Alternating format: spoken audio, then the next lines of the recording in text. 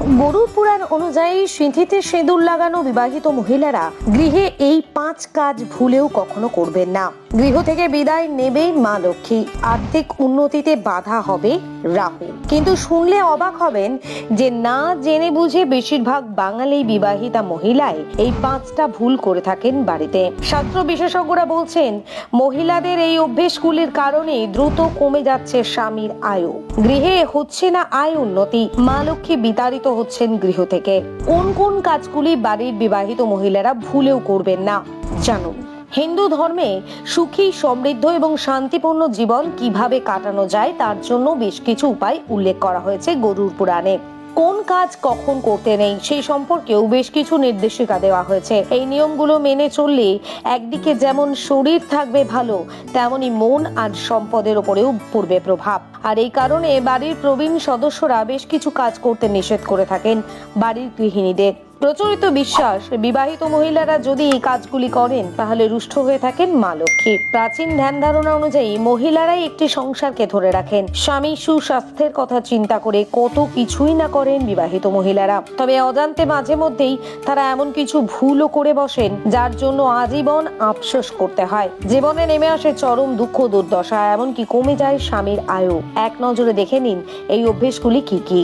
1. বাড়ির ঠাকুর পুজো দেওয়ার সময় এই কাজগুলো করবেন না।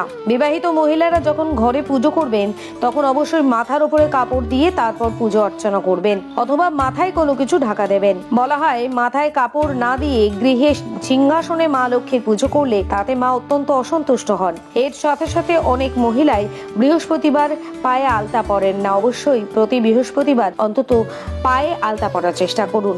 2. বিশেষ দিনগুলিতে চুল ধোয়া। প্রচলিত বিশ্বাস অনুযায়ী সোমবার, বুধবার এবং বৃহস্পতিবার বিবাহিত মহিলাদের কখনোই চুল ধোয়া বা শ্যাম্পু করা উচিত নয়। মনে করা হয় সোমবার চুল ধুলে কন্যা সন্তানের জীবনে সংকটের সম্ভাবনা বৃদ্ধি পায়। শুধু তাই নয়, গৃহবধূর উপরে ঋণের বোঝা বাড়ে। আবার বৃহস্পতিবার শ্যাম্পু করলে পরিবারের সমৃদ্ধি হয় না, পাশাপাশি নানান ধরনের আর্থিক সমস্যা সহ্য করতে হতে পারে। এছাড়া বৃহস্পতিবার, শনিবার এবং স্বামীর জন্মবারে কখনোই বিবাহিত মহিলারা চুল কাটবেন না। 3. স্নান না করে রান্নাঘরে যাওয়া। শাস্ত্রে বলা আছে যে মহিলাদের কখনোই স্নান না সেরে রান্নাঘরে প্রবেশ করা উচিত নয়। এটি অত্যন্ত অশুভ, কারণ হিন্দু ধর্মে খাবারকে মা অন্নপূর্ণার প্রতীক হিসেবে মনে করা হয়, কারণ খাবার আমাদের জীবন রক্ষা করে। দেবী পার্বতীর আরো একটি রূপ হলেন মা অন্নপূর্ণা। তার ভাড়া নেই নাকি এ জগতের সব খাদ্য মজুদ আছে, তাই অস্নাত অবস্থায় রান্না করা মা অন্নপূর্ণাকে অপমান করা বলে মনে করা হয়। 4.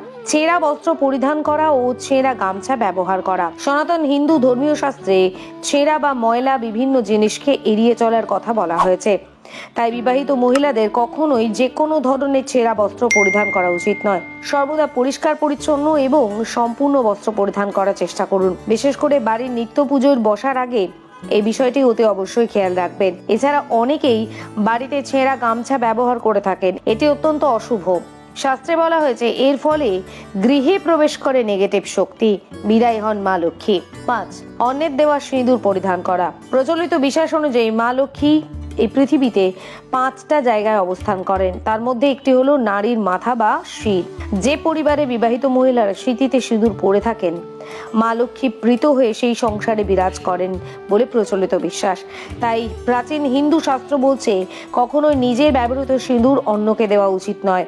অন্যের ব্যবহৃত সিঁদুর নিজের মাথায় ঠেকানো উচিত নয়। বিবাহিত জীবনের নতুন পথে চলা শুরু করার মুখেই সেই সিঁদুর মহিলাদের সুরক্ষা দিয়ে থাকে। তবে অন্যের ব্যবহৃত সিঁদুর নিজের সিঁথিতে লাগালে স্বামীর অকাল মৃত্যুর সম্ভাবনা প্রবল বেড়ে যায়। 6. ঝগড়া কলহে জড়িয়ে থাকা। সনাতন হিন্দু ধর্মে বিবাহিত মহিলা তথা বাড়ির গৃহিণীদের মা লক্ষ্মীর সঙ্গে তুলনা করা হয়েছে। যেহেতু মা লক্ষ্মীরা বরাবর শান্ত ও নিস্তব্ধ পরিবেশ বেশি পছন্দ করেন, তাই কখনোই অত্যন্ত বেশি চেঁচামেচি অথবা ঝগড়া কলহে জড়িয়ে থাকা উচিত নয়। এই ধরনের কাজের সাথে যুক্ত থাকলে একদিকে যেমন স্বামীর অকল্যাণ, ঠিক তেমন ভাবে সংসারের দারিদ্রতা এবং নানান রকমের দুর্ঘটনা বৃদ্ধি পায়।